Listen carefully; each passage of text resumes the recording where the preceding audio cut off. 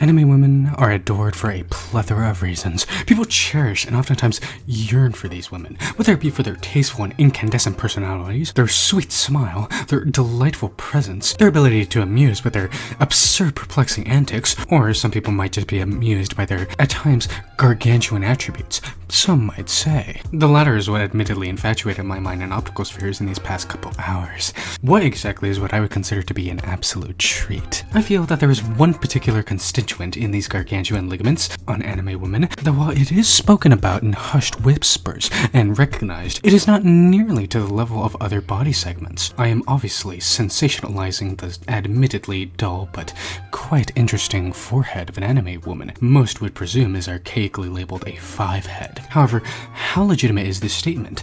Do anime women generally have large, shiny front domes that offer, to some percentage, more head than hair? Let's find out, purely and solely and only for the purpose of science and the pursuit of knowledge. So to start answering this kerfuffle, we need to first take a look at the obvious physical components, that being the hair that exists on top of the person's head, and the area between the hair and the eyebrows, often titled the forehead. Now, at first glance, one would say that there is no fathomable way that anime women could have a large forehead. After all, they present great, luscious, lustrous, and lengthy hair. But that is the mistake most, including myself when I started research into this, make. They focus far too much on the hair and on the trivial areas rather than the areas with the most value in this dilemma. We need to focus on the hair, don't get me wrong, however, not on the entire thing. All we need to examine is the hairs spawning from the frontal hairline. The hairline is the key to figuring out this question, as the forehead begins at the hairline and ends at the eyebrows. I studied, I examined, I analyzed, and pondered diligently for several minutes.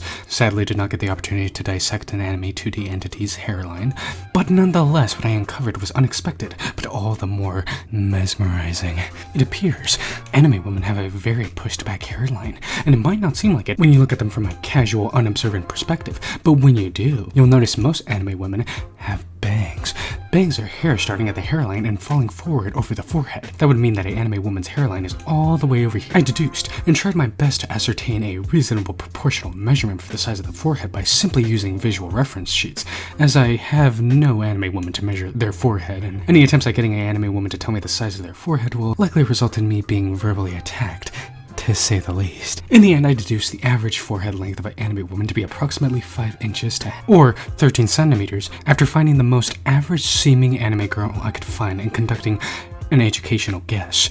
That is quite far back. And it's worth noting, it would look to be an oval hairline that usually tends to adorn the heads of anime women. In theory, without the bangs in the way, an anime woman would look like this. Quite undoubtedly shocking, I know. Though, why is this the case?